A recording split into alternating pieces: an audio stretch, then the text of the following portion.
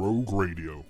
Now available on Mixcloud at mixcloud.com/Rogue Country. Keep it rogue.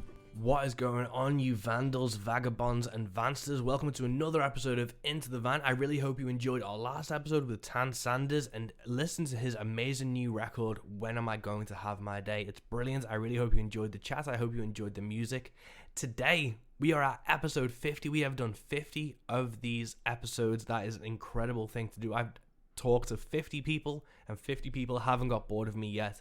That's an amazing thing, and I really hope you've been enjoying this podcast. If you do enjoy this podcast, obviously please share it with friends, tell people about it, show anyone who you think might be interested in this type of discussion and in this type of music. They might get something out of it, and that's the only way we can really grow as musicians, as creative people, is all through word of mouth. But yeah, we did it. We're at episode 50. Today we are, of course, brought to you by my new single, Mothman. I really enjoyed this song. I'm going to drop a teaser for you now, but we are working on new music. Me and Rob are going to be going into the studio soon. We've written a lot of songs. One of my favorite ones is on YouTube at the moment. It's called How to Build a Guillotine. I wrote it for obvious reasons, but here's a little teaser of Mothman. Red eyes in the darkness, you warn me of a fate, racing down a darkened road, praying it's not too late. I saw Mothman, I saw Mothman. And it's available on all streaming platforms. It's available on my website, mike333west.com. In the store, we've got t-shirts with Mothman on it. It's an amazing design done by Christian at Eating Alive Designs, who's a Liverpool local, who's a phenomenal illustrator. He also did the Bastard Country stuff. But let's get down to brass tacks. Today, for episode 50, this landmark episode, we've really scraped the bottom of the barrel to bring you this guest. Josh Beddis is a country musician from West Wales in Pembrokeshire, and I was trying to think of how I actually met Josh. I believe we first knew of each other and played together in Devizes down south in a songwriters round, and that was the first time I met Josh. And from there, you know, we started chatting online, and just Josh was really the first person in the country music scene in the UK that I felt was on my wavelength, that I felt, you know, got it, and was, you know, he was putting the time in, he was working hard, he was working on his craft and writing these songs and wanted it just as bad as me. And that was something that was really refreshing, and I needed to see it in the UK scene because I felt so alone, which is a really like sad thing to have happen. But since me and Josh first met and started talking, we built Rogue Country together in 2019. We expanded it into a radio show. We started booking gigs. And as we've started doing that, more people are joining the cause. More people are coming through. We've got a nice little group chat going on now, which is super fun. And I feel less alone in the UK scene. And a big chunk of that is down to Josh Beddis. Today, we're going to talk about the other month, or last month, he played with Sierra Ferrell in his sold-out show in Birkenhead, which was just absolutely incredible. He's got an amazing EP out, One for Sorrow. He's working on new music. I've heard teasers for it, and it's fucking phenomenal. And he's really going to be up there in terms of the who's who of UK artists very, very soon, and I can guarantee that.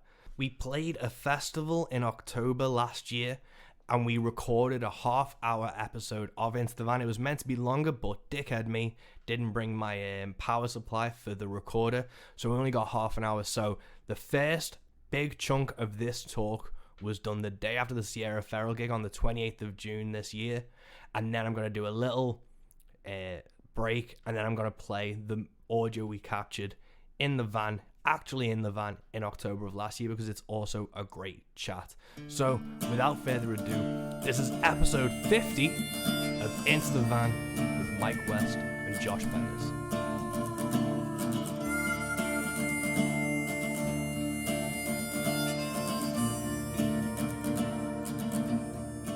We are rolling for a very special version of Into the Van, where we aren't actually in the van. We are in my humble abode with the Mr. Josh Beddis. The one and only. So you want to get into last night first? Oh yes, it's the morning after the night before. What happened last night, Mike? So, a year or two ago, I got the option or the ability to book Sierra Ferrell for a world gig. It was meant to happen in January, and it sold out within 24 hours. And then I think they realised how fucking much of a demand there was for Sierra, and due to the pandemic and stuff, everything got rescheduled to June. We moved it to a bigger venue. That sold out, and you got to open the fucking show. It's crazy, man. Honest to God, it still blows my mind. What the hell happened last night? Yeah. So, obviously, I FaceTimed you when you got the slot because I've been chasing the support acts for ages because it was meant to be. Arlo McKinley was meant to be opening the show in January, which would have been fucking amazing. And like, I love your music, but it's Arlo McKinley. But then obviously it got rescheduled. Arlo did the Oh Boy tour recently, so obviously he was busy with that, which was amazing, which I went to in Manchester. And then the support slot was wide open, and I'd genuinely been pushing for you to open it since I'd booked the gig. But obviously they had something in mind for January, and then when it came back to being rescheduled, I just fucking pushed for it even more so. And look where we are now. Yeah, look where we are now. Fucking hell. Yeah. So, obviously I FaceTimed you on, I think it was the 10th of June. Yeah, I was in work. I was milling around in the van. I was like, incoming call from Michael West. Wasn't even going to accept it, to be honest with you. I thought it was going to be some utter nonsense as usual. And then end up grinning like a Cheshire cat for like the next 2 days. Yeah. But that's the thing, man, because I'd been messaging the booking agent for ages, being like, I want this guy to open the show, I want this guy to open the show. And I'd told Civ, because I'd got an email being like, okay, resend us the links and we'll send it to management. Now it was like the furthest I'd got in ages. And I was like, ooh. I was like, this is a really fucking good sign. And then I was driving to download, and I got the email about it, and I fucking was like, oh my god. Told my dad, I had to like tell my dad the entire story beforehand so he could also get excited for us.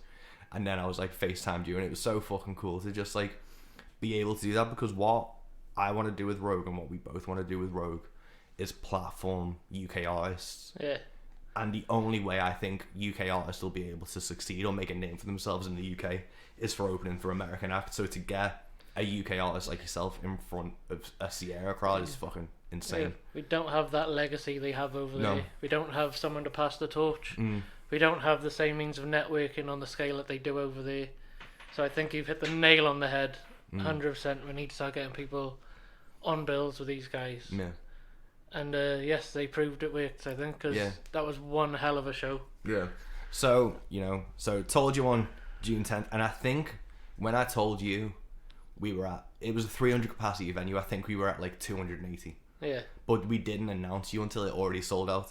So it wasn't like you had to promote the gig, which is a nice load off. The thing is, like, I got told short notice, and I'd already pretty much written this year off coming out of COVID and stuff. I didn't think I'd be doing anything other than trying to push the new stuff we're working on recordings and like laying down some foundations, and then you swoop in and drop this bombshell on me. No, right on. So, so the gig was yesterday. Did you do any preparation? Because you had like a half-hour set. Yeah. Did you do anything differently to prepare for this gig that you would do otherwise? Not really, to be honest. I had a gig on the Friday anyway, so I sort of went through the potential set then. So that was a good gig as well. So I was already on a high coming in. Confidence was up. Yeah. So it was weird. I had like nerves hit me just before, like the last 5 minutes before I went on. Then as soon as I hit the stage, man, I just relaxed completely and just felt right. And the crowd was so warm and welcoming, and so many fucking people. That's the man, because we talked about this before, because obviously you crashed at mine for the night and stuff. We talked about this. When there's an artist that has like a following, you worry that people are only going to be going and only care about that artist. And I've seen it quite a few times when there's like a bit of a cult around people. Yeah, even see at smaller shows, there seems to be this I don't know what it is. People don't want to watch support acts. Yeah. In fact, some guy told me that last night. Oh, I don't usually watch supports, but I'm glad I did. Yeah. So, Yeah. watch the supports, people. Fucking hell. But that was the You cool... could be missing out. Yeah, but that was the cool thing where it was like, we didn't know how it was gonna go. I went out into the crowd when you first came on. With a cattle prod and just jammed them towards the Yeah. stage. Yeah, and just started like moving around and like yelling and clapping, so people thought more people were. But it filled out, and the cool thing was it got quiet, Yeah. and it was like the actual crowd gave a shit, Yeah. and you could tell. I could see like people like nudging, and it's a good one when you see people like Pushing to get to the front. yeah, but then people were like on their phones, but then putting their phones away, which is always a fucking good sign. So it was cool Yeah, to see like the crowd actually react to that, and then it filled up. It must have been 200-ish when you started playing, and then it was getting close to full when you were like finishing up, and it was a really fucking good crowd for you, man. And like that's the best I've seen you play. And like you're a fucking killer musician anyway, but I really like you were in the pocket the entire time that gig. That's what I mean. I don't even know what happened there. Just like I said, I was a bag of nerves until I went up those steps, Yeah. and then all that just left like a switch. Yeah. And Was there any like game time? Yeah, was there any like thinking you were thinking in particular for nerves? Because I know when I've done big shows, my biggest thing is like the guitar's gonna fucking break, or I'm gonna flub a line or something. But was that like the nerves that you go through when you? Oh no, man! I don't put that fucking voodoo on myself. Like, not gonna manifest that. It was just, I heard them, the band during sound check, Yeah. and they were incredible. And it's like, holy shit, I've got to go on and play now. Yeah. And it's like, it's always in the back of your head, what if it doesn't go down well? What if Yeah. I'm a bugger for getting lyrics and stuff, or stumbling over some chords or whatever. So you just want to put on the best show you can. Yeah. It was an amazing opportunity, and I just didn't want to shit the bed, basically. Yeah. And fuck, it just went down so well. Never sold so much merch in my life. It was just an incredible show. The feedback was great. Yeah. Autographs, man. I only get bills. No one wants my signature, and then fuck. Yeah. But that's, I think, what we were talking about before about American acts. It's when you put someone at like level head, and obviously the support act. It was a solo show. No one really knew you were going to be there until No. like that night. Like we changed the event page. We did say you were like opening the show and stuff, but a lot of people aren't gonna see that and things. So to actually see, Most people have already bought their tickets by then. yeah, that's the Yeah. thing. So Those last 3 people were fully away. yeah, but it was cool to have them actually come to the merch stand and Engage and- recognize you as the artist you are, because in the UK scene you don't really get that much, No. and it's cool. That's why having like us in the same conversation as the American artists who are killing it, it makes such a fucking huge difference. It was boss to see that it did in terms of merch and stuff. Oh, definitely, man. Yeah. And like, they were so nice as well. Do you know what I mean? She shouted me out at the end of his set, and Yeah. didn't have to do that. No. You know what I mean? That meant a lot. Yeah.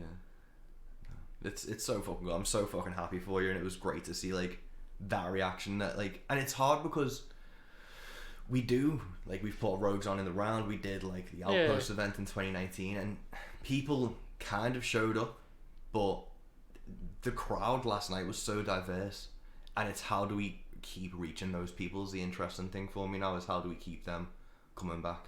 Yeah, it was like such a widespread audience. Like, it was amazing to see. But then, like, we spoke about this before, maybe you have to look outside of the bubble to grow, Yeah. But that's the interesting thing to me, is I'd love to see like Sierra's analytics and insights and see where these people found her. Yeah. Because she's not on the radio. No. She's not in like publications like So NME getting or plastered anything. all over the radio So or... the 300 people that were there yesterday found her somewhere. I know a lot of it when I was speaking to people at the Charlie Parr gig, because I was flyering that in May. They'd seen her on Gems on VHS and West End. So is YouTube the platform for that if you've got that type of reach? But then how does the UK leverage that? Like, my dad's a big fan, and he lives on a mountain with no Wi-Fi, so... So where did he find her? I'll have to ask him. Yeah. I had such a bollocking as well. Because he didn't know about this gig. He literally come back to visit. And I went home the day before. I got a very angry text message. But then, like I said, he's stuck up a mountain. You didn't even know he's listening to this sort of stuff. Yeah.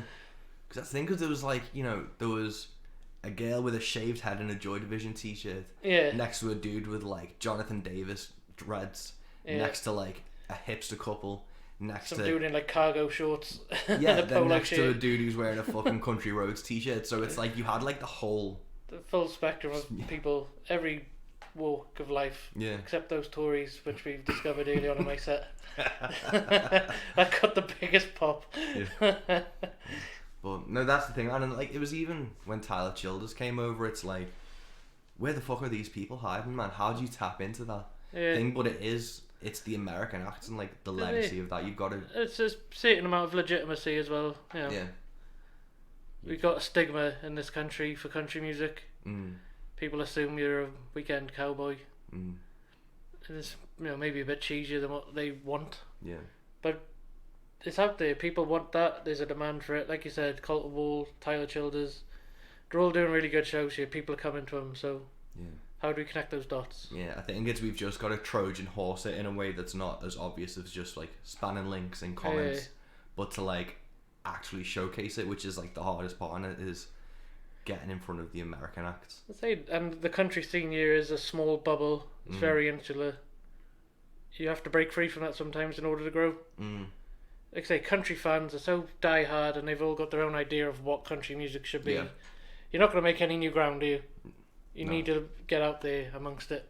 Yeah, that's the thing, man. It's like, I was reading that I found Alan Cackett's articles online the other day, and I've been reading them, and he was writing about The same problem. the problems in the 70s. Like, this was like an article from 1980 written in the 70s, and it's the exact same issues 40 odd years later. So it's like, it's crazy that it's stagnated for that long. Yeah, man.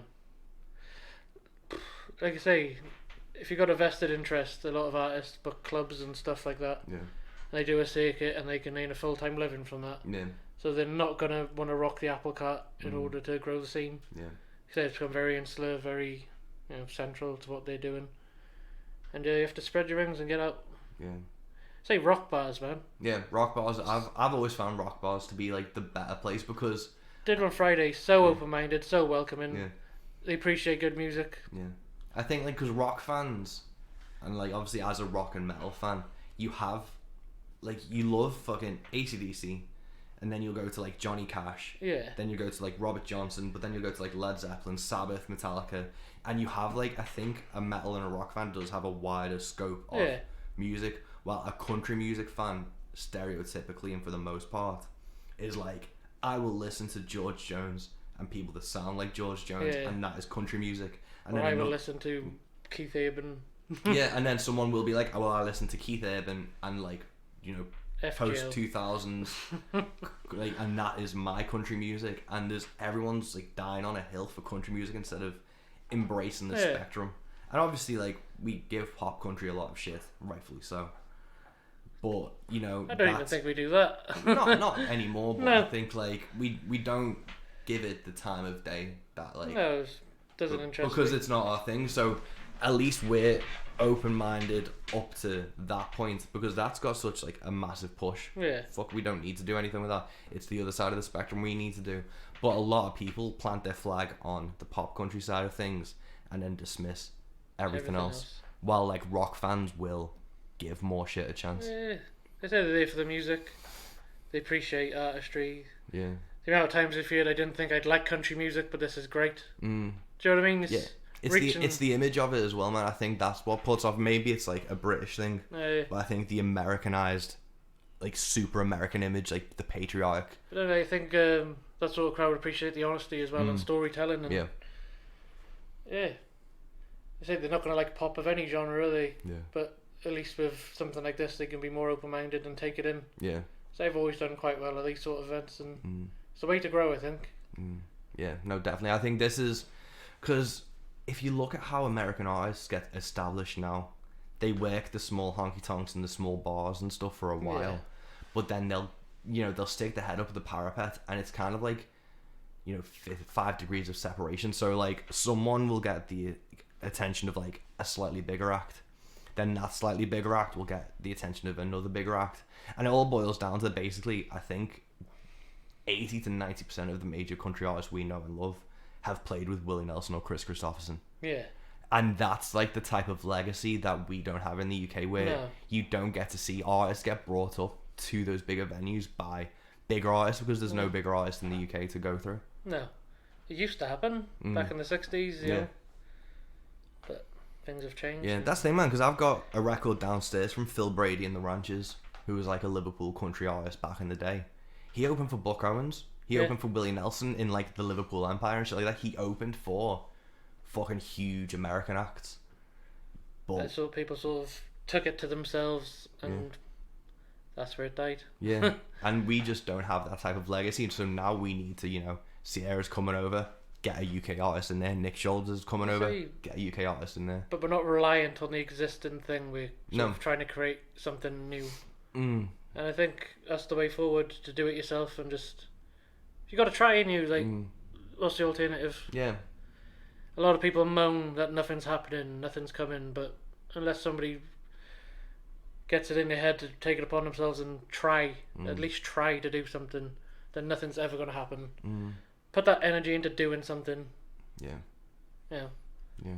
Takes a lot of energy to be negative. Turn it around, do something about it. Because that's like, Rogue Country came from fucking, you know, we weren't getting a look in on the established UK scene. No. So we were like, fuck it.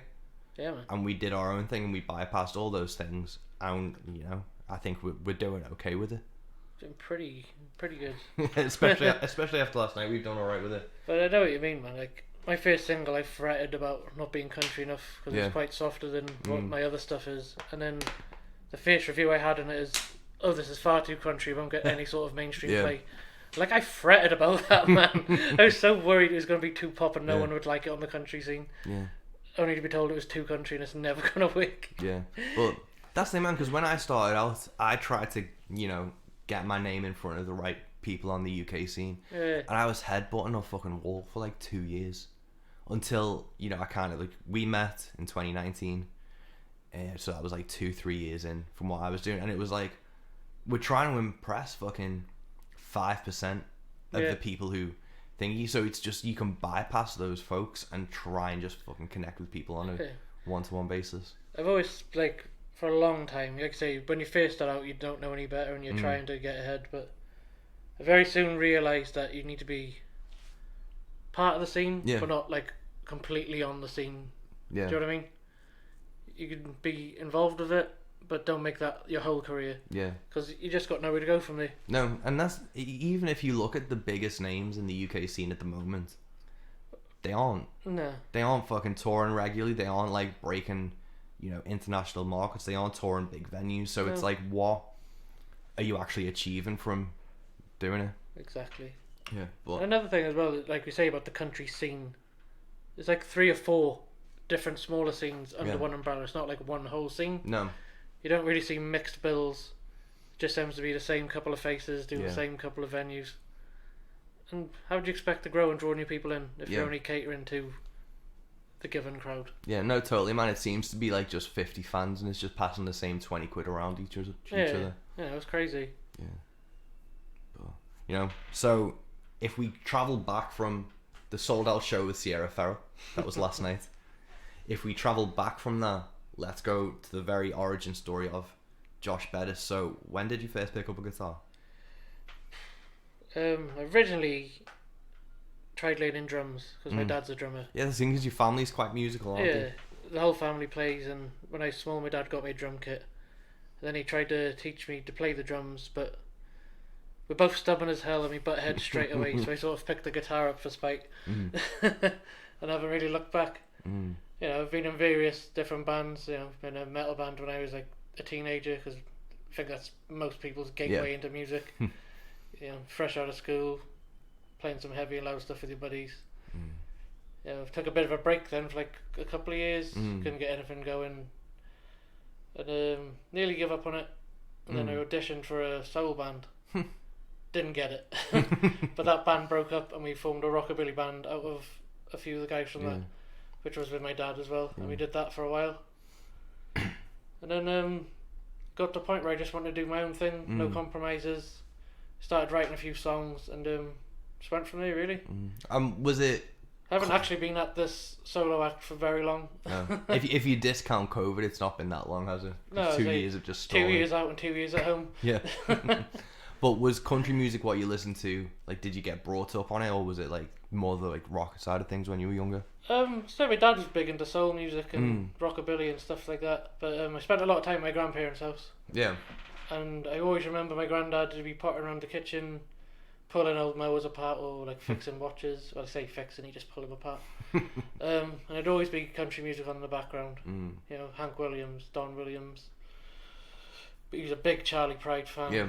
Marty Robbins, and that was always in the background. And I think it just sunk deeper than I ever realised. Yeah. Cool. I wrote my first song after my nan passed away, and that was the first one I released. And What song was that? at the end of the day, Oh yeah. I Cool, man. remember writing at my kitchen. I wasn't even planning on recording it, and then a few other songs followed, and started hitting open mic nights to try them out, and just went from there really. And was that kind of like that song? Because obviously you did the rockabilly band. Was that the thought process of like obviously doing covers, being in bands that like you enjoyed doing, but it wasn't like? Did you feel it wasn't a true representation of what you wanted to do? Yeah, like I said, when I started writing these songs, it was very different. And I enjoyed it. We had some really good fun. We did some fantastic gigs, and they were a great bunch of guys as well. They were a lot older than me, so I learnt a lot from doing it. Yeah. But it wasn't 100% me, even though we enjoyed it. But you got to do what you love, and I'm passionate about country music. Yeah. No, that makes sense, man. It's one of those things, and like, you know, obviously I play a fucking bastardized version of country music. But what you do, I really fucking, I've said this before, and obviously because we met January 2019 at Devices in the round thing. The Ameripolitan Club. Yeah. I really enjoyed your songs then, and then you had one. When did you release One for Sorrow? That's a good question. I'm terrible with That dates. must have been mid 2019, because I don't think you had it at the. No, I think it was after that though. Yeah. I didn't have it. They had the songs ready, Yeah. but I don't think it was released till like later on. So I'm terrible with dates. I don't remember nothing. Anything to do with numbers, my brain goes blank. But that's the thing. Like, obviously, I do my weird thing. You hear people kind of doing variations, but what I really enjoyed about you is like the same thing. It's like because like this is like British country music, and it's like most like almost traditional, neo-traditional sense, and that's why I thought you were a really good pairing with Sierra, because she's got that like country jazz you just sort of mix type what thing. you love. You take your influences and mix them all up and see what comes up. But with her stuff being like on like the Western AF and Gems on VHS channels, a lot of that is more like the traditional sound and stuff of hers. Yeah. So if that's what the crowd first listened to, that's why I thought you'd fit really fucking well with this. Yeah. So I've taken it back to those Gems days with just acoustic guitar. And, Yeah. But with One for Sorrow, so you recorded the 5 tracks on that, and when did you go into studio? Because obviously COVID's kind of fucked everything up. Yeah. When did you start going in for the new record? We started just after the regulations started getting a bit easier. Then we stopped because we went back down. Then we started again, and then we stopped, and then we started again. Still ongoing. My brother's rebuilding a studio. He's just upgraded everything. Yeah. So we're just waiting for that to get plumbed back in before we can get back to work on that. Cool, man. And how many tracks have you got down so far? I think we've like half finished about 7. Yeah, we've sent off for different session weeks on some songs. Nothing's completely finished yet. No. And how many are you looking at doing for the record? We're literally recording everything. Like every song that isn't released, we're doing. Yeah. So we're gonna do the album. There's gonna be some singles. I might put like an EP out if something fits together. Wow, man. But we're doing a lot. I'm just trying to build the best possible album out of that. We're looking to get one of my new songs out straight away, just because I really like it and I think it's relevant. Yeah. And went out really well last night, which is a good indicator. Yeah. Yeah. But yeah, man, we're gonna record the lot and just see what happens. And Cool, man. Because like, got some fantastic guys working on it. yeah, that's the thing. Because obviously we've talked about like the One for Sorrow.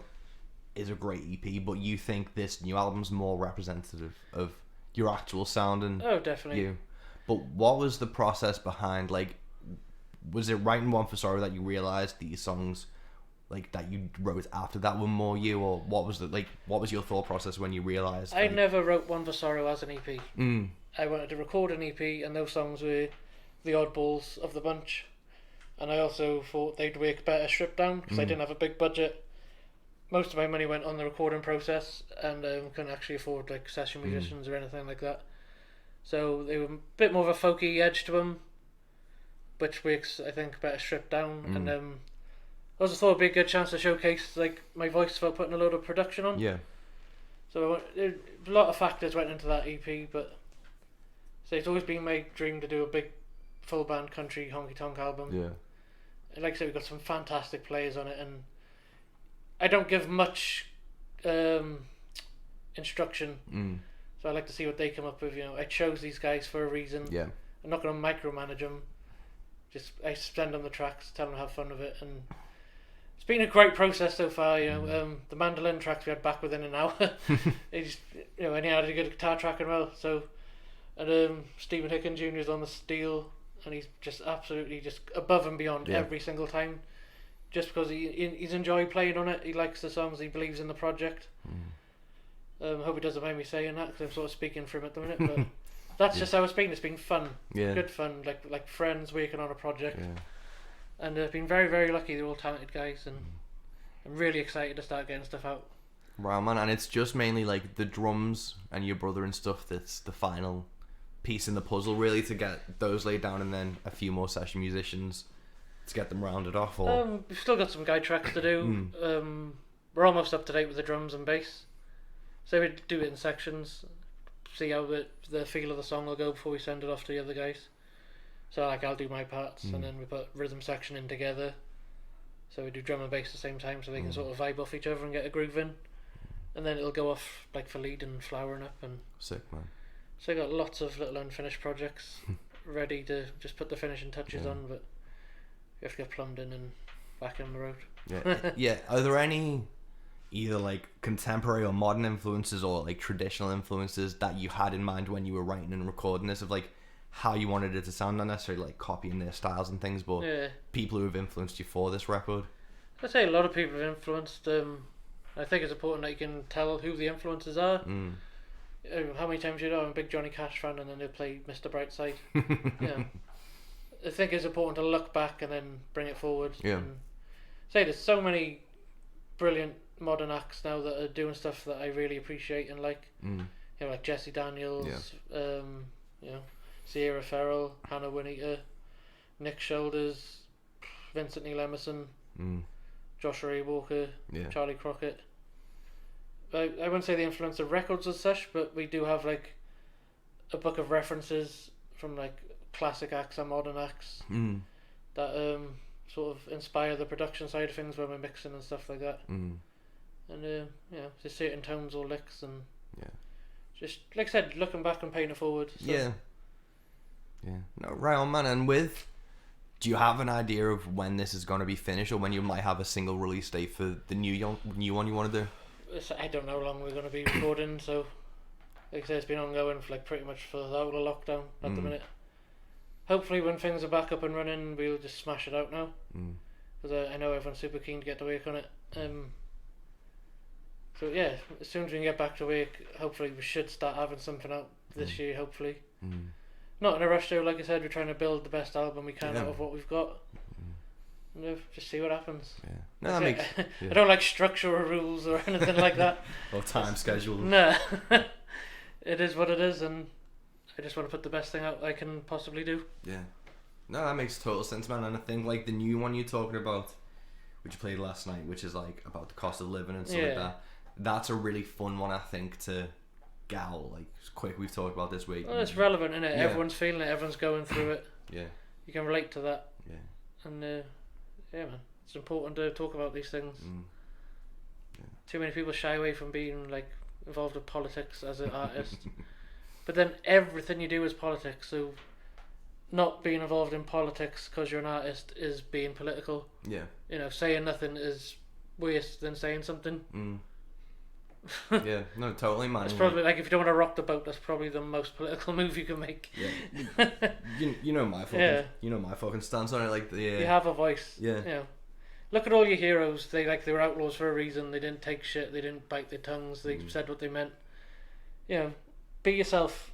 That's all you can do. Yeah. You need to build a genuine connection with people, and they're not going to do that if you're blowing smoke up their ass. No.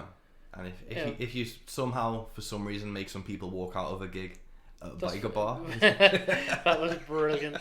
Made my day. I don't care what those guys thought. yeah. But that's the thing, man. Like it depends what mood I'm in, to be honest. Yeah. How much I go in on a rant. I generally think it's better to have a small fan base that gives a shit than a large one that doesn't. Yeah, 100%. So you can only get that by being authentic and being yourself and just being honest with people. This genre especially like thrives on honesty. Faking it till you make it is bollocks, and you know it might get you a bump to start with, but eventually people see through it.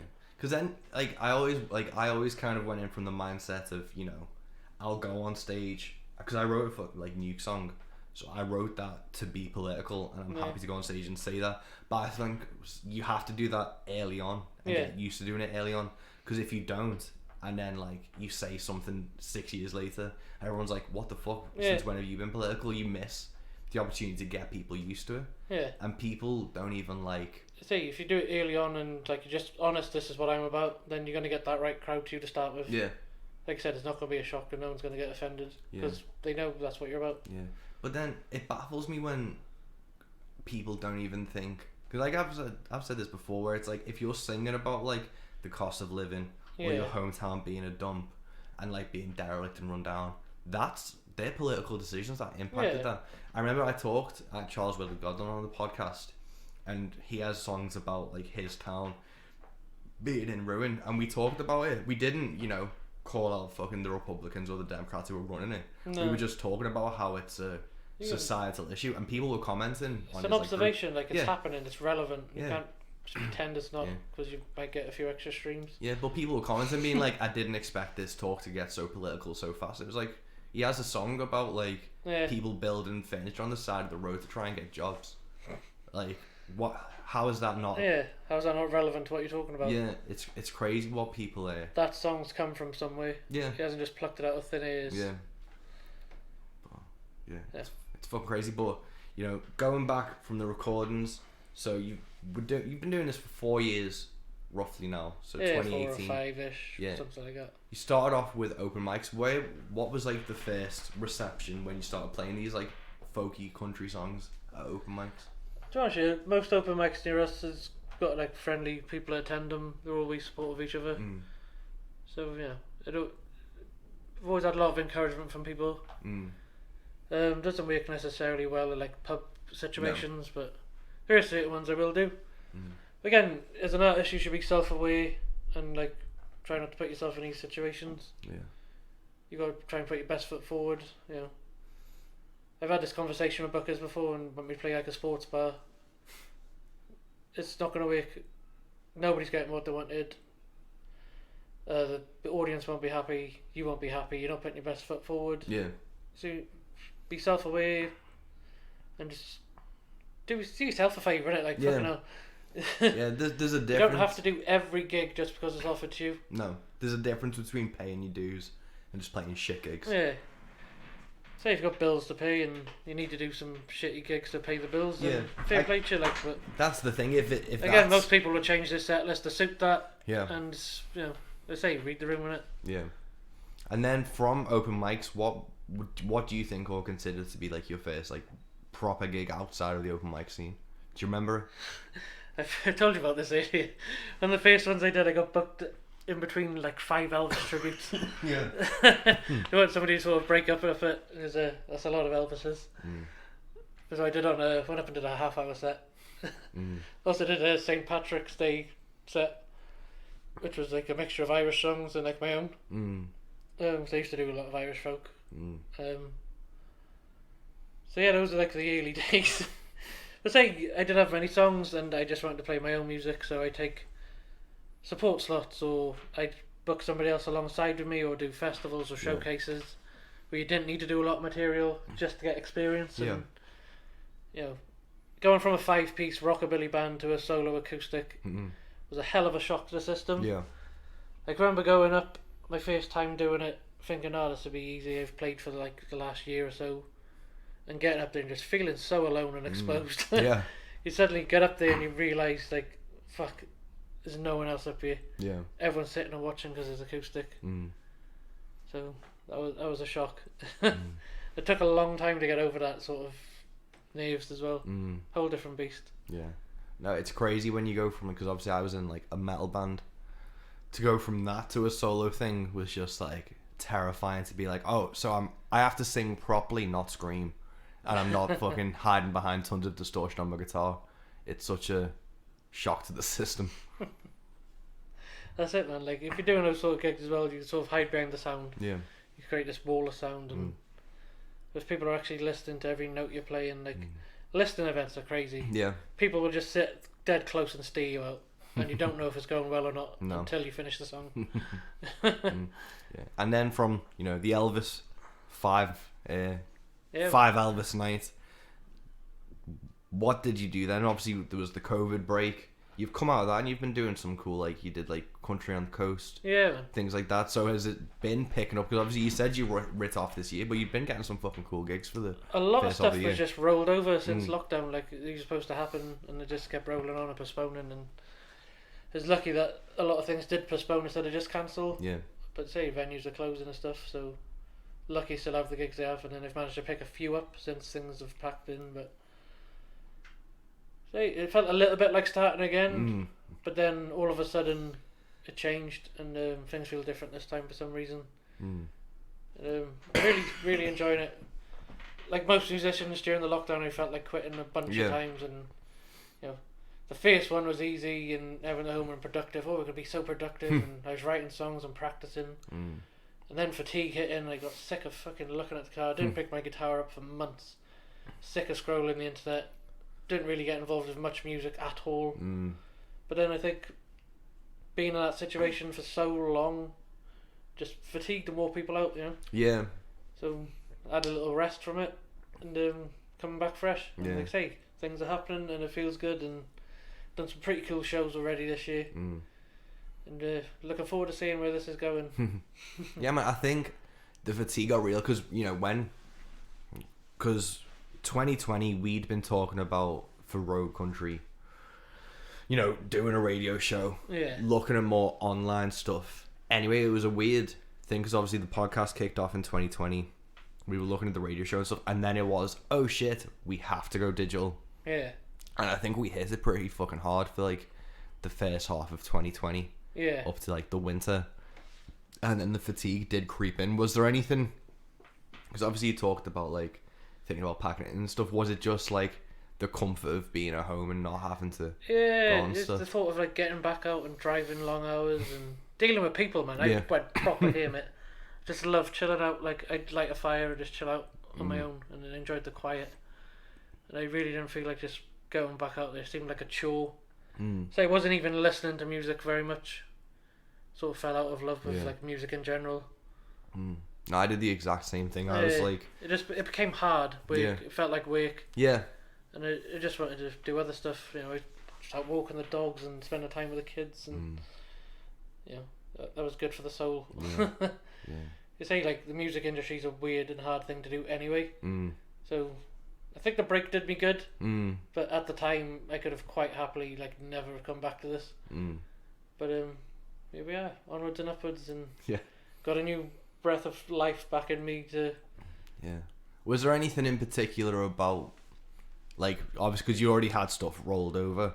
Was there anything in your head that you were like, oh well, this'll like kickstarted your motivation into get you back into the game again, or was it just like recording, getting a chance to record? I didn't think I'd ever afford to be able to do a full album anyway. Then my brother went digital during the lockdown because he's a drummer, and he was doing remote and session work and stuff from like online.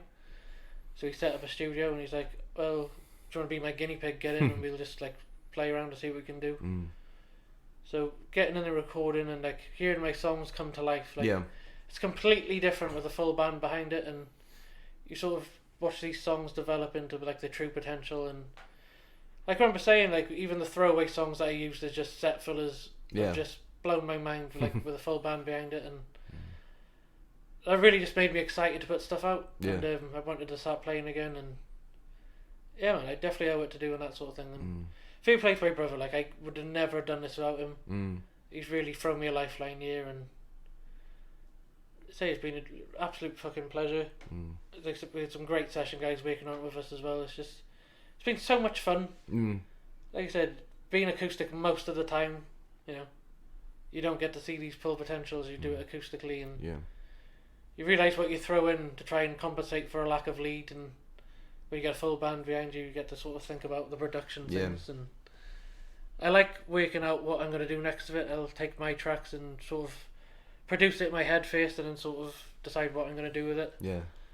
So Cool. it's just fun. It's like just give everything new meaning again. So, man, and who are the session musicians? Obviously, you talked about Stephen Hicken Jr. on the pedal steel. Stephen Hicken Jr. Dave Luke's done some mandolin and a guitar track for me. Cool. And he was at the gig last night, Yeah, wasn't he was there last night, man. It was really good to see him. Fantastic player. Really, really good. Plays like Clint Bradley and Vera Van Herigen and Ian Calford. So yeah, getting him on there as well, and for him to be excited is, you know, he's been around a while and he's done some pretty cool stuff. So to get him on board and like excited about the tracks really meant a lot to me. Yeah, people like that, like I say, people you look up to on the scene and like they're working with you on a project. It's just incredible. We got John Rodge on guitar. He's my old guitar teacher and a very good friend of mine. And anything, I always like to have him involved in a project, and you know, absolute gentleman. Got Phil Corney then doing the bass. Again, very good friend of mine, and played in a few bands with different places. He's doing all the bass, and you'll never laugh so much as when you're doing anything with Phil. He's an absolute header, and I love it. Just rattling off jokes, like it's the one we got any work done. And was a lot of it done, like, was all of it done remotely, or have you had a chance to play with, like... No, we did the drums and bass together in the studio, Yeah, so that was done live. Yeah.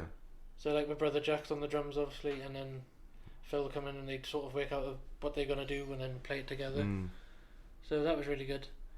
I think they got through like a bottle of whiskey between them last time, and Nice. I was driving. So we just laughed the whole time. It was just, I'm sure there's loads of just outtakes of just absolute nonsense on there. Yeah, I slip it in there as a sample here or there. Or, yeah, you'll have to do like an Alison Self where it's like the skits are in between it. yeah. A lot of sketchy Lewis Capaldi impressions just become a running joke for no reason.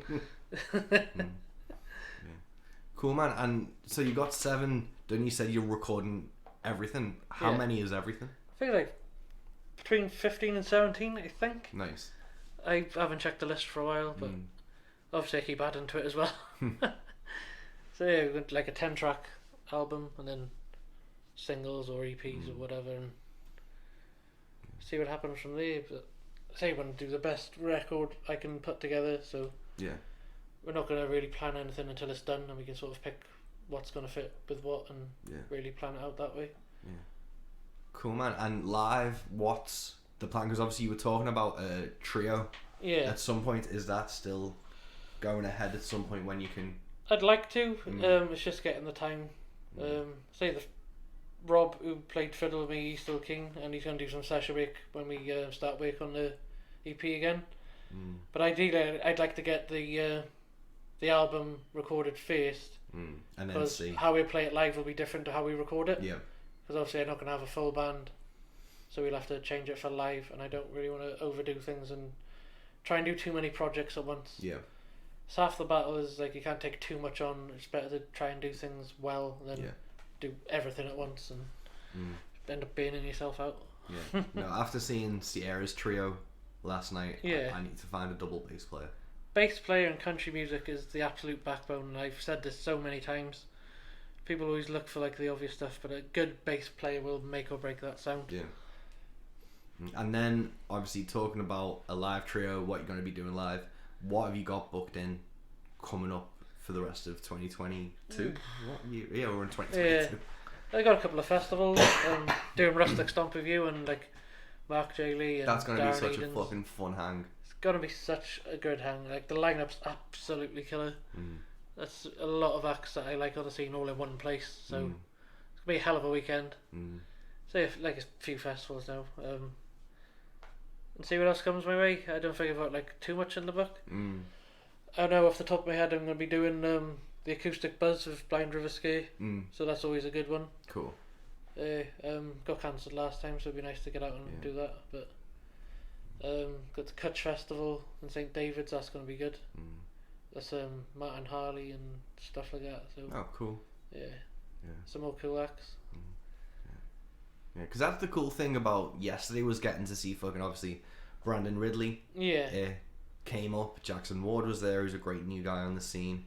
There was a few people there, and it felt nice to have like a rogue event. Yeah. Where people kind of knew each other, and you could like chat to people. It was cool to, after having like so long being off. It's like building that community vibe. Yeah. In it. It's, we're all on the same boat. We're trying to help each other, and Yeah. it's just great to see these guys out and about. Yeah. No. And as a fan, first and foremost, like, what a show. Yeah.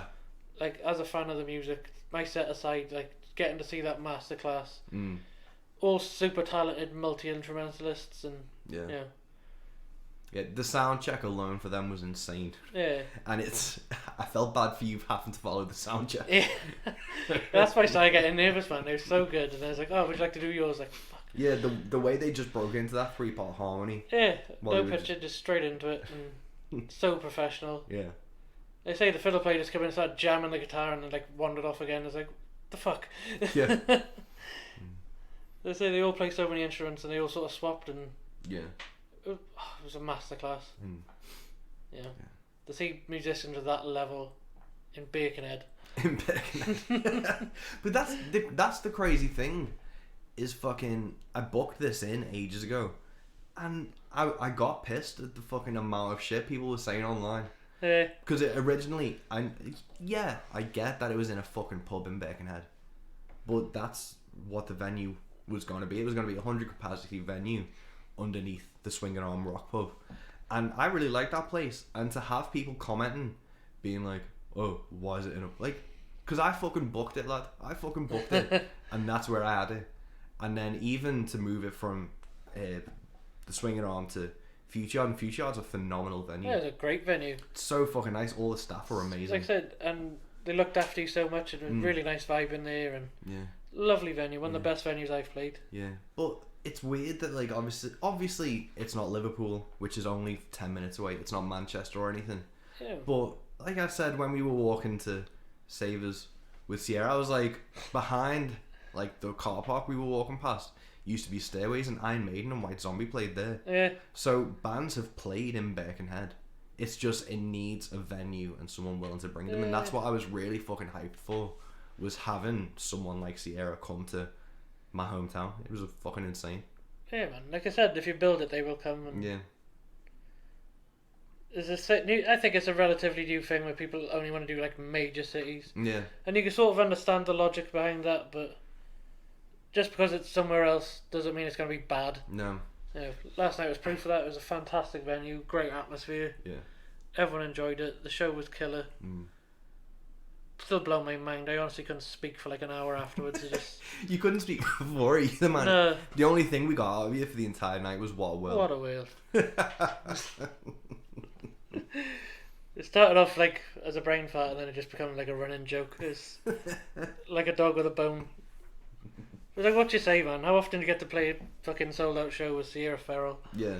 I'm just a fat lad from Wales who writes songs in his kitchen. What a world. Oh, what a world. But that's the thing, man, and I wish more people would take not necessarily a risk to book American bands and stuff, but if you want someone to play your area, Yeah. it's normally an email to find out if you can. It's not hard. Like all I did was actually shout out to Chris Dover, who's just released It's a Difficult World, which is a phenomenal record. But he told me, because I had John L. Miller and JP Harris was meant to play Birkenhead, so I was already talking to their agent about that gig, and Chris was in talks to book Sierra for Bradford. That fell through, but while that fell through, I was talking to them, Yeah. and they still wanted a Northwest date, so I happened to be that date. But all that was I sent one email to her booking agent being like, Like, all you can do is ask. Yeah. It's the way it'll happen. You won't hear back off anyone. Yeah. But normally, if someone's booking a tour, they want to fill them dates Yeah. and they want to get paid. That's it. So they will 9 times out of 10 respond to you. Because even I've been sending like preemptive emails for next year to say an artist I like, and I've had a reply back from all their agents because it's a fucking gig and it's money on the table. So if you want to book something in your hometown, all you have to do is find out their booking agent info, which is on their website, And book a venue, yeah, which most will do in exchange for cash. yeah. Yeah. So, and obviously it's risks and stuff, but the risk is super minimized when it's an American artist. People want to see. Like I say, they got that history and legitimacy about them, and like I said, hearing that band play, man, you realise like we're only borrowing this genre from them. Like that was something else.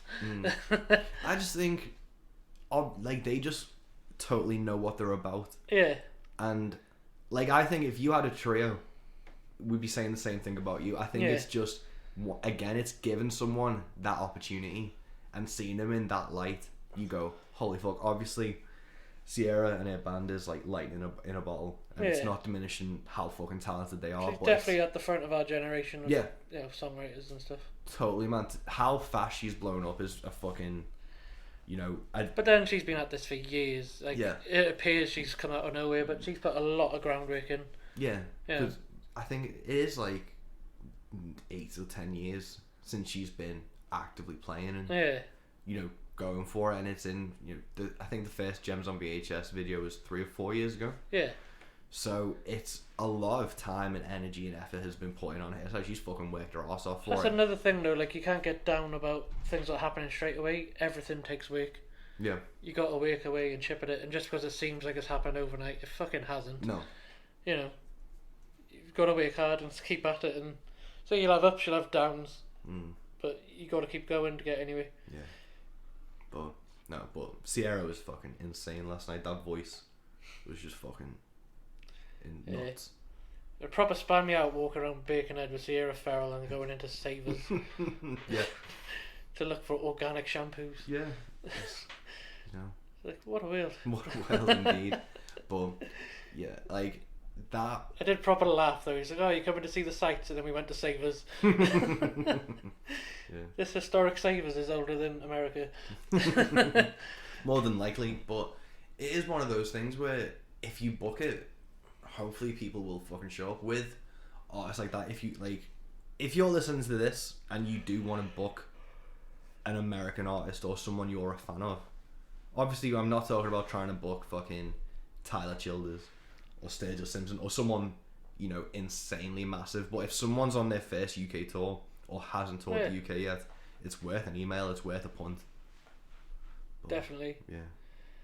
And then, like I say, they usually come back, they play somewhere bigger, and it just grows from there. Yeah, that'll be the interesting thing to see what Sierra does next, because it's going to be academies and. Well, she's things already next, I talking think. about coming back. Yeah.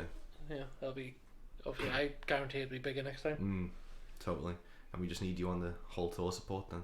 Ideal. That would be the dream. Yeah.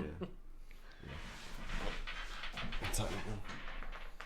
Cool. Well, we'll start wrapping this up because you've got a 4.5 hour drive back. Yeah, man. But have you got anything else you want to tell the people about that you've got going on?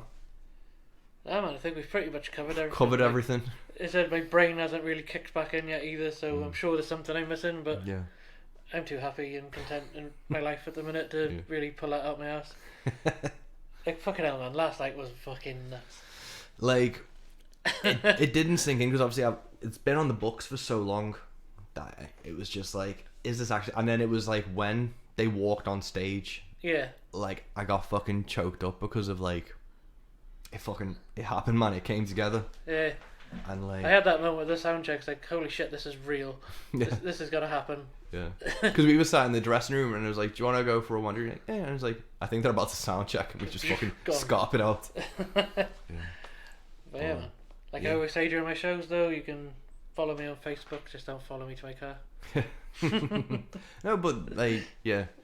It's cool to see that like you've had a bit of a boost already on your socials and things from last Mate, night. people were like on their phones hitting follow whilst I was on stage. Like, Yeah. my phone was going nuts in my pocket, and then I checked it when I got off. It's like all these new follows, and you could see the fuckers in front of you. Like, Yeah. it was crazy. Right on, man. Yeah. I say, like, I haven't had much time to check it today. Yeah. Just been soaking it in and enjoying it, and Yeah. we'll see what comes next. Yeah. Totally, man. Well, what a world. What a weird.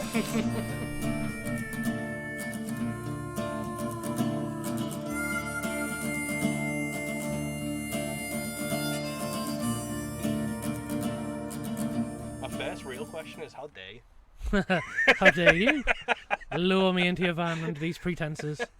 No, man, it's weird. I was talking to, like, Phil yesterday. I was talking to John before, because this is only the third time we've actually met in real life. Thank God for that. 3 too many, some might say. But isn't it weird that, like, because we've known each other 3 years, 4 years? Oh, 1 a year, that's plenty. Don't want to spoil Max you. it out. But it's just weird how, like, relationships form over the internet, and, like, it's creepy in a way. Really creepy. Yeah. It's like stalking, but it's okay. Yeah, but it's like, because we wouldn't be talking to, like, Luke Hendrickson or anyone No. either if we didn't have the. It's a really weird thing now where it's like meeting strangers on the internet's a good thing nowadays. Yeah, man, like, look around that venue, it's like, I could see people from Facebook that I've never spoken to before. Yeah. And it's like, fucking hell, sure I know him from somewhere.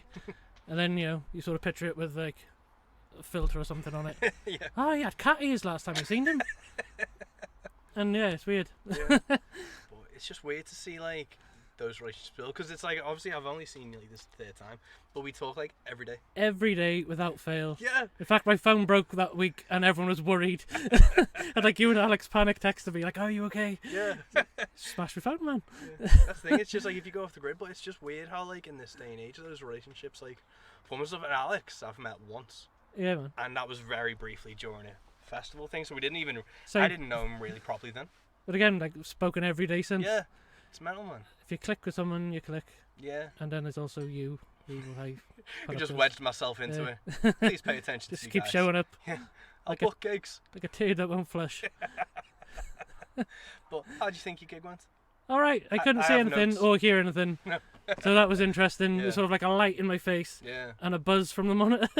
Yeah, there was a weird crackle on the monitor, man. I Yeah. don't get what it was, but I fucking... Couldn't hear the guitar at all, No. but yeah, no one threw anything, Yeah. so that's a win. No, man, from the audience perspective, you sounded as good as, you know, you can. They put like these spotlights on, you just see like individual faces one at a time, Yeah. and there was no one looked really particularly angry or No, man, Fed I think you had a good reception too, but was there anything... Obviously, it's a 2-hour drive from yeah. here. How many gigs have you had since we came out of lockdown? That's a good question. I don't know. No. It's probably the most I've ever played locally, actually. Really? I had a circuit of local gigs. Hmm. Normally I do like a couple a year because there aren't many venues that I can go play sad boy songs. But yeah, all of a sudden they've cropped up and there's new places that have opened during lockdown. Hmm. And they've booked me in for like a Wednesday afternoon or something, Yeah. and it's been really nice. Sort of knocked the rust off. Yeah. How have know- the local gigs been going? Like, have you started building more of a following in your home area? I don't know. It's hard to say. Like It's too early everything's to online tell. first, isn't it? Yeah. So like, unless you know beforehand who's coming Yeah. for you or who's coming just to be there. Hmm. But that's cool. Hopefully I'll have a couple more, some new places that have opened up. But yeah, it's nice to knock the rust off. Yeah. Obviously Manchester last week, Oh shit, yeah. so that was a big one. Hmm. So got a bit of practicing before I got there. Is there anything you do for like gigs, like practice? Is it just like you go through like a set? Like, do you have a set, like written amount of songs that you do, or is it like you have like a set, like these are the songs I'm gonna play for these I've sets? Or Got You the just kind songs of that I've wing it. written, and I will play until someone tells me to shut up. I don't write anything down, nothing at all. No set list, Yeah. no pre-planning. I just go by with a crowd. I usually start off with a nice, slow, easy one to ease into it. yeah, Usually finish on a sad song, yeah. well, a sadder song. But yeah, there's no method to it. Mm. It's if they're up, they're up. If they're not, Yeah. just hold it back. It's interesting because I noticed you didn't have a set list today, so it's like you specifically. Was that always how you've gone into it, or did you used to write set lists? No, never. Really? I used to have one with the band, Yeah. but that's because the guys really needed to know, Yeah. and there were certain songs they started, so I need to know what was coming. But no, on my own, it's just me, so I don't have to worry about anyone else. So I know roughly how long, if I play so many songs, what it's going to be. Mm. But yeah, wing it. It's getting stressed with the band, trying to organise stuff, so Yeah. I'm not organising nothing. Give me a date. Tell me where it is. Let's do it. Cool, man. And how long have you been doing this for now? Um, Like the solo acoustic stuff? Not that long. Mm. I've been in bands a lot more than I was solo. Mm. Never really had the confidence to be solo. Still don't, but I can just get up and go now instead of freaking out and having anxiety attacks. Because that used to be a big thing. Yeah. I went from a 5-piece pub covers band to doing like a sit-down listening show, and I didn't twig on that it'd be different, and I sort of got in front of people and just proper shit the bed. Really? It's like, holy shit, I'm on my own, there's no one around, everyone's looking at me, Yeah. what's happening? Yeah, man. I remember, It took a lot of getting used to. yeah, the first time I ever tried to sing in public, I was in high school, and do you know like that stage fright that you see in like movies and TV shows where they literally can't, like a word doesn't come out, Yeah. and all the kids just start ripping like Carrie. Yeah, that happened, and I've always kind of been like, that's the worst case scenario. Yeah. So anything else after that's a bonus. But I remember having that shit. But what was the catalyst to go from the pub bands to the country stuff, or to the solo stuff? My nan passed away, Mm. and I wrote the first single I wrote, and people seemed to like it. What was that song? At the end of the day, Mm. I wrote it about her after she died. It was a bit like therapy. Mm. So I thought, people seem to like that one. I'll try and write another one. And then I sort of got like a 20-minute set together. So I was doing like open mics, and people seemed to enjoy it. And I just kept slowly building the setup, threw a few covers in, and just really started to enjoy just doing my own stuff. Yeah. Because no matter what band you're in, there's almost always a compromise. Yeah. And I just didn't want to compromise anymore. Mm. Just slowly built up, got the confidence to get out there, try my own songs. Yeah. I've written songs with bands, but then it's not the same as going out No. on your own because you've always got like a band with you. Mm. I've always sang and played. The whole family sing and play, Yeah. so it's always something I've been around. But like I said, it was a confidence thing as well. I never really just wanted to push my own thing. Yeah. What was like, obviously with that song about your nan and stuff, what was the confidence or the first kind of thought process for when you started getting up on stage and solo stuff? Was there a, I'm not very confident at this, Yeah, and it was like a leap of faith kind of thing, or was it kind of? my wife's very confident for me. She's Yeah. a big supporter, and like I used to get panic attacks and stuff, even like about travel and driving. I had a car crash and it made me very nervous to go anywhere. Yeah. And she was the one that always pushed me forward. Come on, you can do this, and she'd have a word to me. So when I'd be freaking out and not wanting to do anything, she'd sort of talk me back down to earth. Oh, sick, man. Yeah. How long have you been married for now? Coming up to 10 years. Nice. Yeah. Only feels like 2 or 3 because I'm still young and useful. It still feels fresh and everything. Out of the way, old man. Cool, man. Like, it's weird. Obviously, I've been married nearly 3 weeks Yeah. now, and it's crazy. But obviously, you have a wife and kids and stuff, and you still gig and stuff. Is it hard to juggle Yeah. those things and those responsibilities? It's hard on myself. I'm very hard on myself. Mm. I feel guilty because it is quite a selfish thing to get up and drive 5 hours the wrong direction. But like I said, she's very supportive of what I'm doing, Mm. and a lot of things I wouldn't do if it wasn't for her pushing me. Yeah. So it's good in a way. Mm. But yeah, man. Like I don't like staying over anyway. So like last weekend, I drove to Manchester and back that night Yeah. because if I'm not in the bed with my missus and the kids aren't around, I don't sleep. Mm. So I wouldn't have been any better off staying away anyway. Yeah. It's weird. Yeah. You just get used to it. Yeah, especially with the lockdown and stuff. Become very close Mm. and almost a hermit. So like coming back out into the wheel's weird. That's the thing, because we had these conversations. Was it hard Yeah. during lockdown? Let me just switch this light off because I don't want to waste the I was battery. gonna say switch the microphone Yeah, on. let me just switch it off. 'cause taking I'm- the piss out of me the whole time. Yeah, we haven't even hit record on this. But, with lockdown, we obviously had those conversations. Was it hard to get back to playing after such a long time? I nearly quit so many times. Really? As you know, because you've talked me around as well so many times. Got like the first lockdown, I was proactive. I wanted to write songs and play and practice. And then fatigue sort of hit in, Yeah. and I just hated music. Yeah. Wasn't even listening to music. I was just doing anything else, just going for walks. Mm. I think you sort of go into like a survival mode Mm. to get you through this weird situation, Yeah. and it just got completely fatigued and uninterested in doing anything. Like I say, I missed a load of releases and stuff. I wasn't even listening to music really. Yeah. And yeah, man. So it did take a lot to get back into doing it. Mm. And the first gig back was at like a small cafe, and I was so nervous. Like I've never been that nervous before a gig, Yeah. and I still wasn't sure if I wanted to carry on and push it. But once I got in there and started setting everything up, the nerves went completely. And yeah, man, Yeah. it's weird. It's weird, man, because, like, obviously everyone didn't gig for ages, and I think if we didn't have the Rogue stuff, I'd have fell into a bit more of a Yeah, fucking spiral with it, because that was a good thing to keep focused on, and obviously the podcast and shit. But I think, like, because even this fucking weekend, man, I was like, do I actually enjoy this? yeah, man. And you have those conversations with yourself where you're like, do I actually need to be fucking driving like 9 hours for this? Is this actually what I want to be spending my time with? And it's those conversations that are grim, man. Yeah, like I say, I'm grateful I had you boys with me doing the Rogue stuff, because I just wasn't keeping up to date with anything at that point.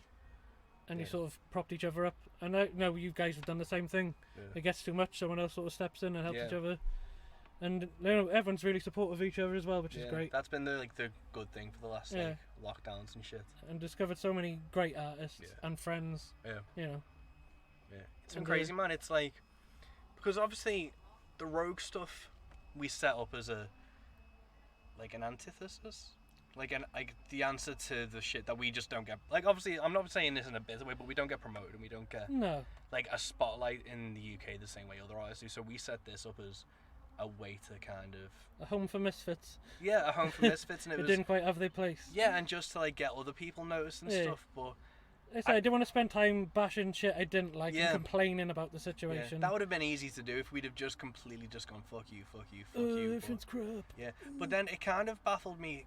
No one else really set it up. No, Like it wasn't like I was kind of expecting more to come out of lockdown of other people doing their own thing and yeah, setting their own stuff, because this wasn't that hard to do. maybe you're doing too good of a job. Maybe we've just taken all the other competition. But yeah, man, like, if you're gonna spend that much time shitting on stuff you don't like, imagine what would happen if Yeah. you put that effort and time into Yeah. doing something positive instead. Yeah, that's the thing, man. Because like I remember for ages when I first started out, I've been doing this 4 years. Yeah, Coming up 5 years in last September just gone. I remember for the first year I was trying to get into like country gigs yeah, and trying to get into like the Liverpool songwriter things, and I started just having a fucking, not a breakdown, but it was just like, what is it that I'm doing that's not fucking working? Like, why does everyone hate me? I like to write you a list of why people hate you, mate. Yeah. I've got one prepared actually. Let me just get my book. Is this what this podcast is for? It's an intervention of why I'm a cunt. Do you know what grinds my gears? But it was like fucking bashing my head against the wall trying to get these fucking people to notice me. And the biggest like revelation and the biggest relief was when I was like, I don't fucking need these guys. Yeah. Do you know, like that first single I released, Mm. I was so concerned that it wasn't really country. Yeah. And I had these reviews from all these British country publications, whatever you want to call them.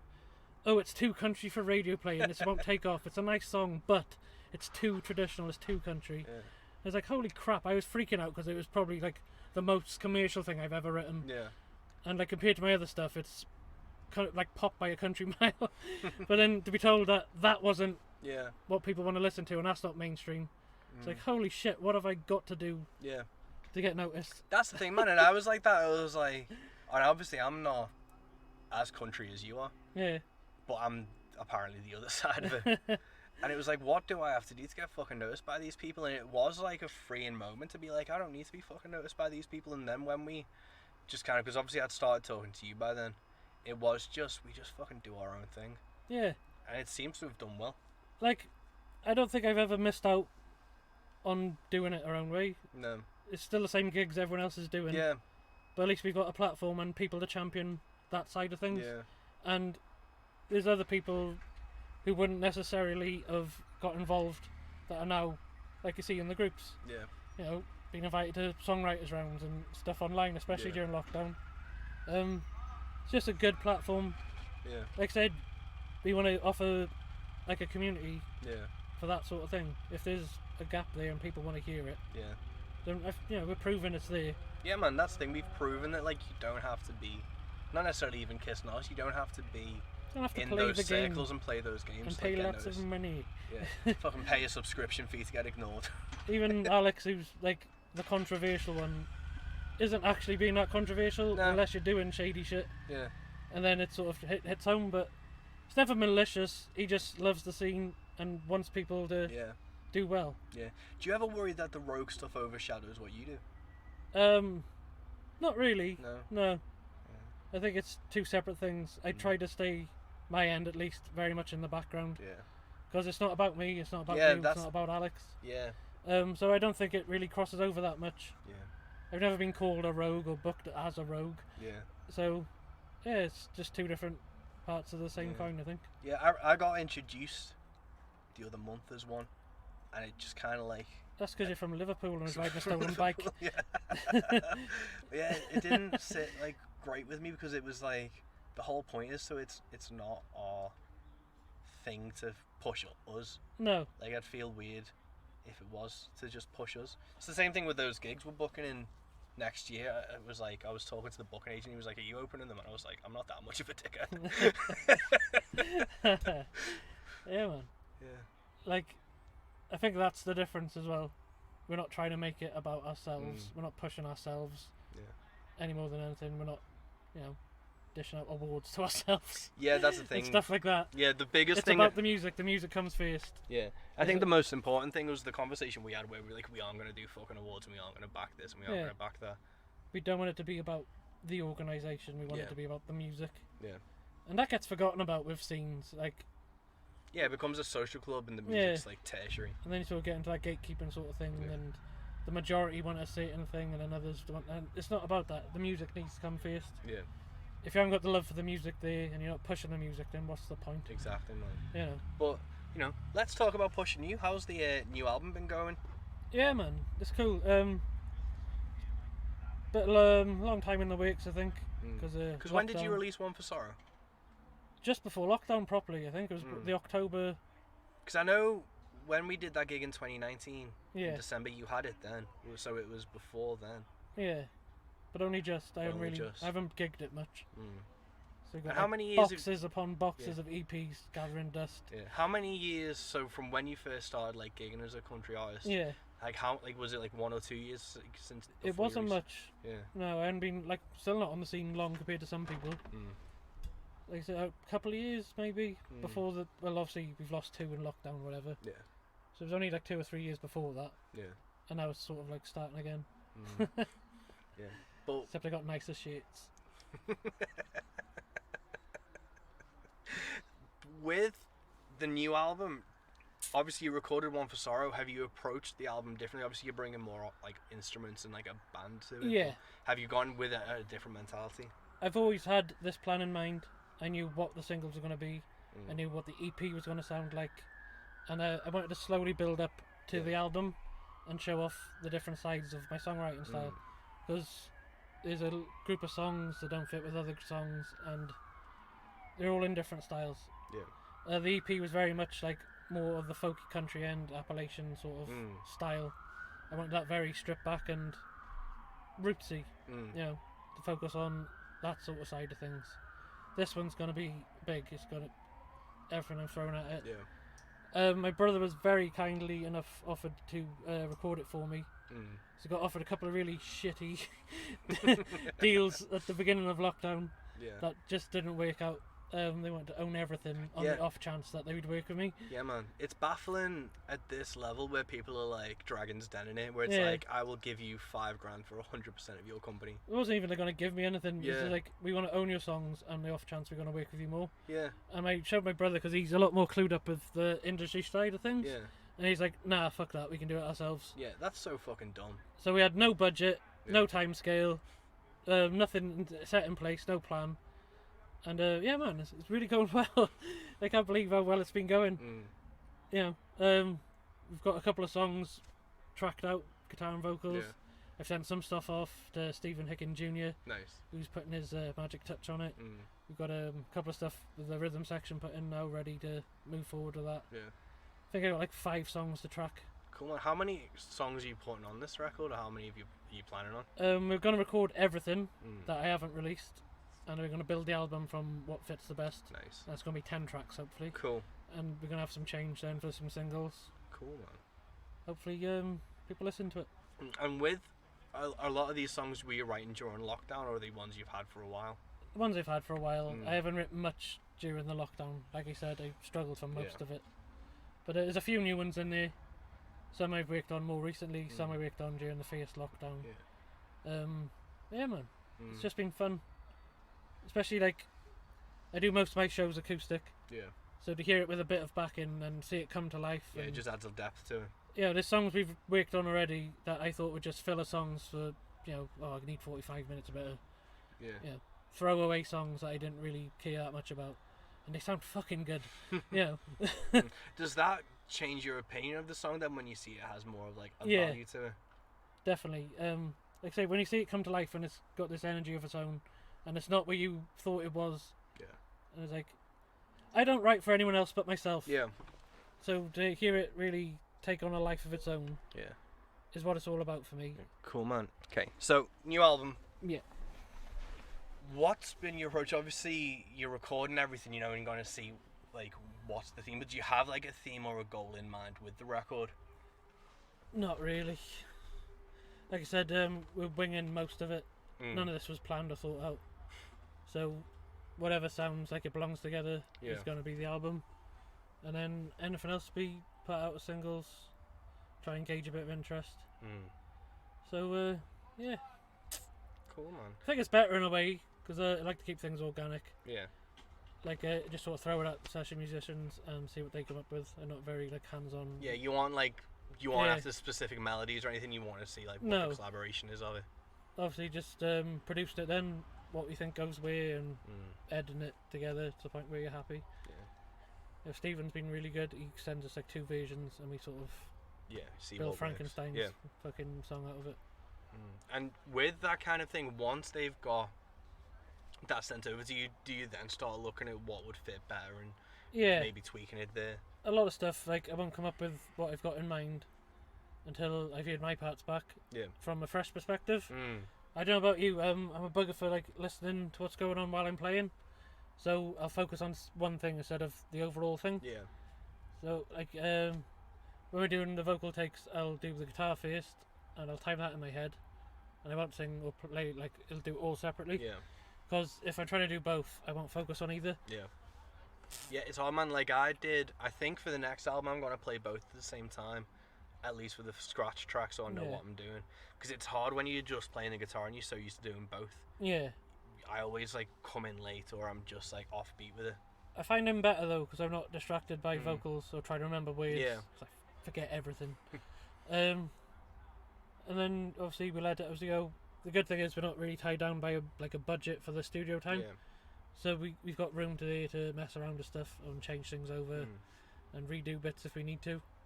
So in that respect, it's pretty good. Yeah. And is there anyone that is like influenced on this album? Like, are there any artists that you've got in your mind where you're like, these people are specifically influencing this record? Not really. There might be like a certain sound you want for different songs. Yeah. So that's the only references I've really given the guys. Is I quite like the tone of this. Oh yeah. What stuff have you been sending over to them? I'm not telling you. It's the whole point of this fucking conversation. Nah. I thought you want to talk about my new dog. We'll do that after, but like, Yeah, like we've got a Spotify playlist. Yeah. And it's got certain sounds and songs on there that I quite like. yeah. But then a lot of it is up to interpretation as well, because I like to see what other people can bring to the table. Because you don't want to be like too close-minded or tunnel vision. Yeah, so some really nice surprises, and then if I need to say, well, how about we try it like this? Yeah. Then it goes both ways. Like I say, I'm not like regimented in what I want and how I'm gonna do it. It's very organic, Yeah. which I enjoy. I can't be too organised. I just don't work that well. If I was any good at that, I'd just stayed in school. And with the album and stuff, when are you kind of aiming to release it? Will it be this year? When or it's next year? done. When it's Yeah. done. But like I said, we winged the whole thing. None of this was planned, so I can't say, right, I got a deadline. Yeah. This is why you can't have a label or a manager, man. They'd have a stroke. They would. And I'd just be so chill about them freaking out, and we'd get nowhere. Just be like, it is what it is. Don't worry about it.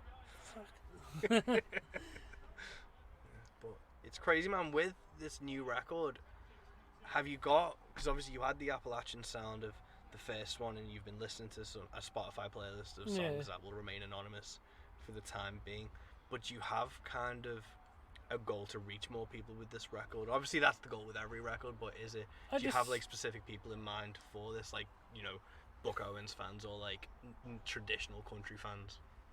Like I said, I write for myself. There's no other agenda to that. I'm not writing to get in the bloody iTunes charts or, you know, to prove a point to anybody. Yeah. A lot of musicians do, which is fine if that's what you're into, but I write for myself. These are the songs and sounds that I like and what I grew up listening to. Yeah.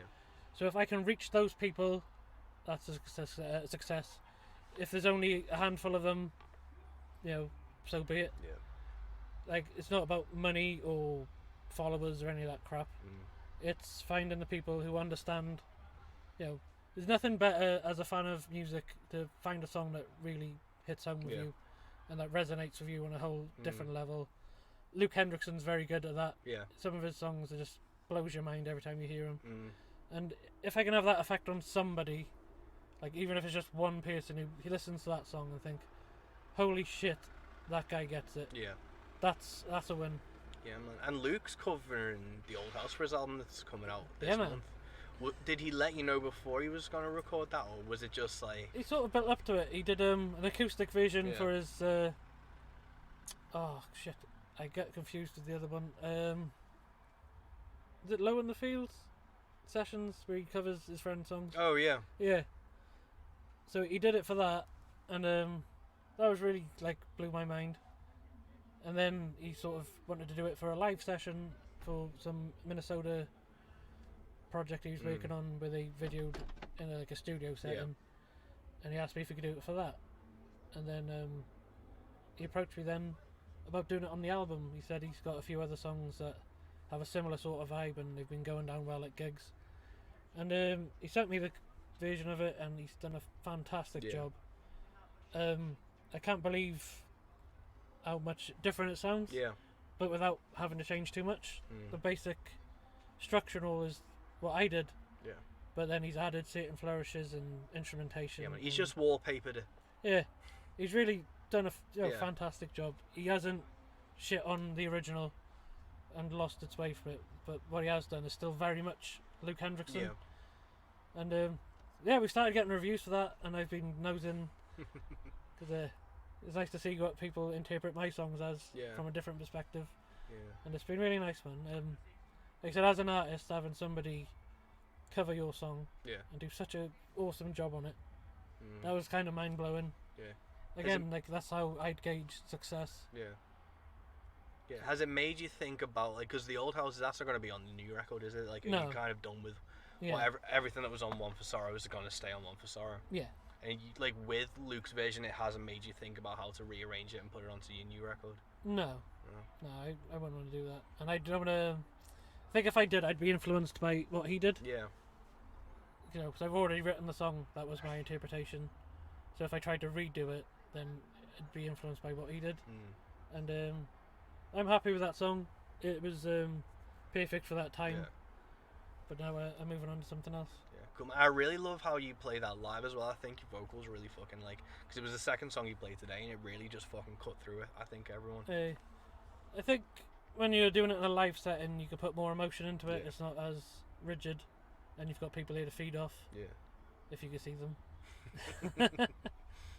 But yeah, man. Like I say, I don't really do anything the same twice. Yeah. It's just if people are enjoying it, I'll keep going. It's all very loose. And obviously Luke's coming over next year and you're touring with him. Yeah. I'm touring with him because I've put the whole fucking thing together. I'm just jumping in. Just jumping in. Are you planning on doing that as a duet, man? Because I think that'd be really fucking cool. Do you know, he's messaged me, he's like, dude, who gets to play it? It's like, well, surely we're both I'm going to doing play it and both of you can fuck off. Well, that was the only compromise. But no, I was like, yeah, we should try and do it together. Yeah. So that'll be interesting. Yeah.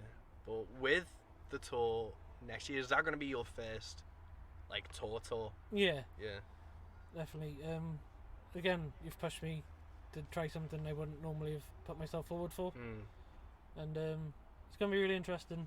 Yeah. Has there been a reason? Because obviously, like, I did one in 2018 just because I find, like, in my head as a musician, it's like it's one of those things you have to do. Yeah. But was that ever in your mind as like you needed to like run it shows together like that? It's not something I really thought of. Hmm. Like, I know you've very proactive and organised your own tours, and you've gone with other people and you've organised for them to come down. And Yeah. I'm just happy to play. So whatever comes my way, Yeah. I'll either embrace it or I won't do it. Yeah. And this is a great opportunity. But it was never anything on my. I haven't got like a bucket list of things I have to do. Really, there's nothing No. that like you need to like tick off. Like I said to my missus, the first time I heard one of my songs being played on a radio station is like, I was just messing around in my kitchen with that like 3 weeks ago. Do you know what I mean? Yeah. Just grown from that. Mm. It's just embrace the good. Yeah. That's all you can do. Otherwise, you can become like obsessive and stress over things. Yeah.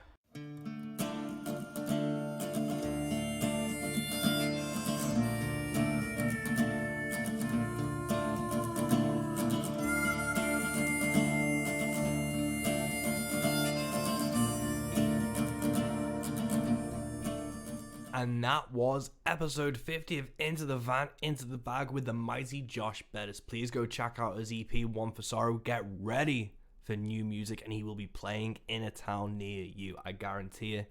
Until next time, folks, keep supporting the things you love, keep listening the way you want to listen, keep loving the things you do, and until next time, peace.